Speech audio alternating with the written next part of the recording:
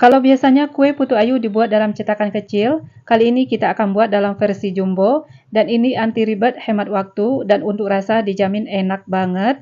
Nah, apa saja bahan-bahannya? Yuk langsung saja kita buat sama-sama.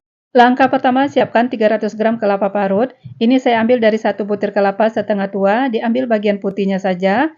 Kemudian tambahkan 3 sendok makan tepung maizena dan setengah sendok teh garam. Semua bahan ini kita aduk sampai tercampur rata, dan kalau sudah tercampur rata, tambahkan juga 1 lembar daun pandan yang sudah dipotong-potong.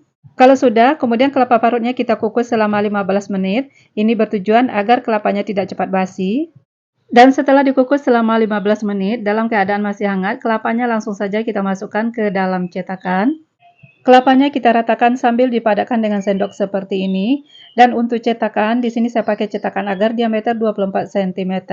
Dan kalau sudah selesai, cetakan kita sisihkan. Langkah berikutnya, siapkan wadah, lalu masukkan 4 butir telur ukuran sedang dan suhu ruang. Masukkan juga 250 gram gula pasir, 1 sendok teh pasta vanila, dan 1 sendok teh SP pengemulsi. Kemudian semua bahan ini kita mixer dengan kecepatan paling tinggi sampai adonan mengembang kental putih berjejak. Ini saya mixer sekitar 7 menit atau bisa disesuaikan juga dengan mixer masing-masing. Dan setelah adonan mengembang seperti ini, mixernya kita matikan dulu. Selanjutnya masukkan 250 ml santan. Ini saya dapatkan dari 1 saset santan instan ditambahkan sedikit air. Masukkan juga pasta pandan secukupnya dan sedikit pewarna coklat. Kemudian dengan kecepatan paling rendah, adonan kita mixer lagi sampai seratanya saja. Kalau sudah, mixernya kita matikan lagi. Selanjutnya siapkan saringan, lalu masukkan 300 gram tepung terigu. Saya pakai segitiga biru. Kemudian tepungnya kita saring agar tidak ada yang menggumpal atau bergerindil. Masukkan juga 2 sendok makan tepung tapioka, ini setara 20 gram. Tepung tapiokanya kita saring juga. Setelah bahan kering selesai disaring semua, kemudian lanjut adonan kita mixer lagi sampai bahan keringnya larut dan tercampur rata, dan ini tetap dengan kecepatan paling rendah.